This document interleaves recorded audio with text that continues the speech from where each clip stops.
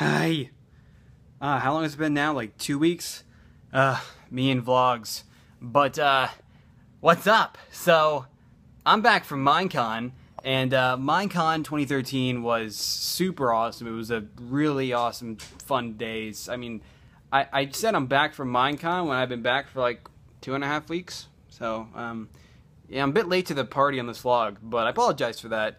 Regardless, I had a really fun time. The 2 days were hectic. There were a lot of people, but thankfully, the amount of people and the freakishly long lines I was totally expecting, so I was able to weave my way around things and get all that stuff done and meet all the awesome YouTubers to put into one awesome video for you guys. And by the way, I had a lot of fun editing that video, and if you didn't see my Minecon video, it is on my main channel, and I got to see of some of the new minifig scale Minecraft figures, like the prototypes for those. I posted a video on that, actually, if you missed out on that.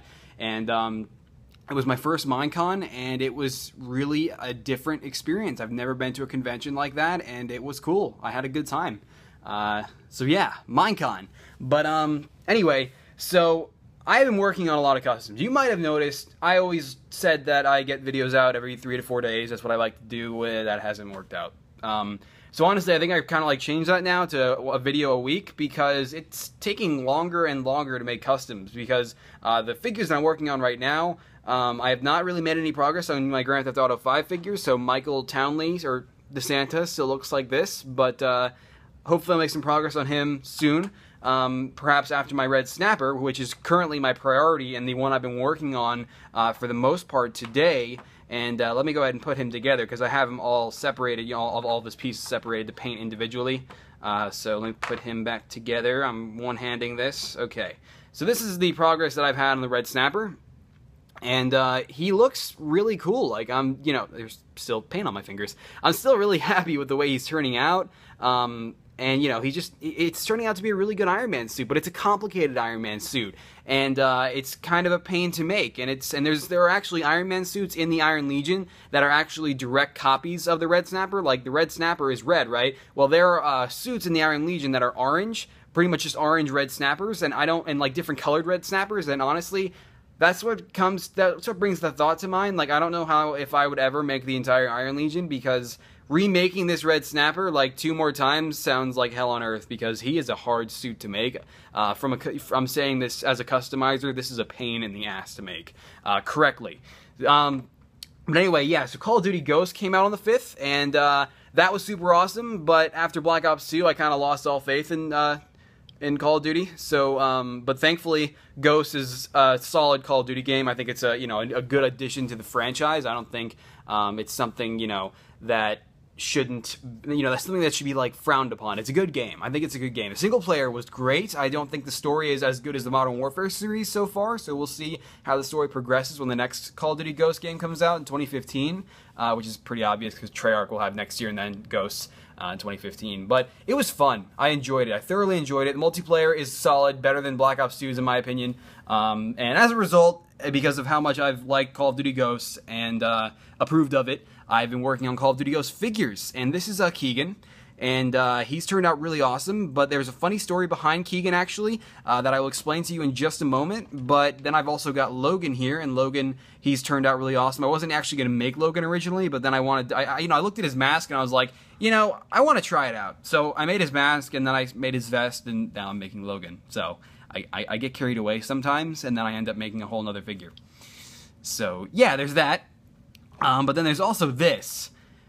Keegan, like I'm trying to explain here, well, when Call of Duty Ghosts before it was released, there was this trailer, the Call of Duty Ghosts single player trailer, and they showed, Elias, Hesh and Logan's father. He's like a man who truly loves his country. He doesn't just give his life, he gives his sons. And they show Hesh, and then it transitions to Keegan, making it seem like it was Hesh putting on a mask, when really it's Keegan putting on a mask, and for some reason Keegan in the shot looked just like Hesh, and I thought Hesh was Keegan, and then when the game came out and I saw that was actually Keegan who put the mask on and not Hesh, I realized that this is not actually Hesh and this is Keegan without his helmet. And when I say without his helmet, because then once he puts his mask on in the mission, he puts his helmet on off screen, and I was like, come on, because now I've got Keegan, and I didn't know I was making Keegan, and I've got Keegan without a helmet. But I've come up with an idea that I might be able to make Keegan's helmet. If not, this is the way he's going to stay. And you'll notice his legs aren't painted and his arms are missing detail. And, you know, these figures are not done. I'm working on all of them on a daily basis. You guys know that. But right now, the Call of Duty Ghost figures are kind of on hold.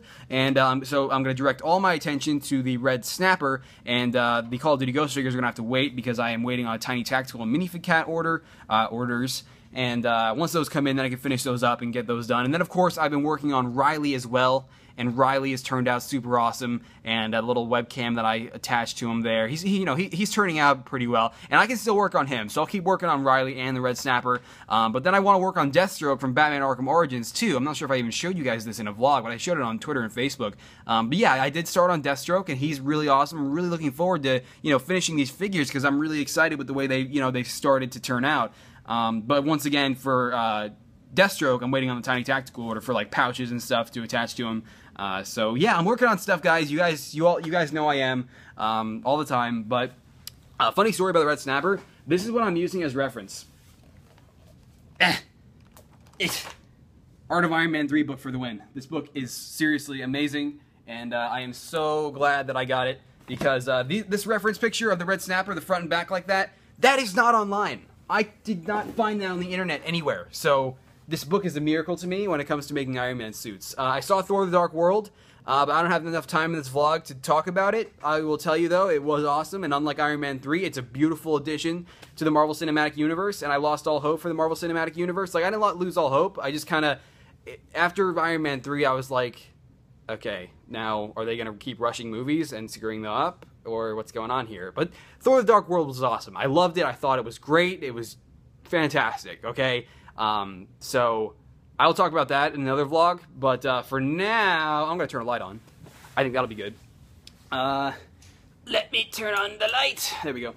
So, yeah, what else? Oh, this guy. I'm not even sure if I showed you this guy, but this, I have him in a case now. Let me try to pick him up without breaking him in there.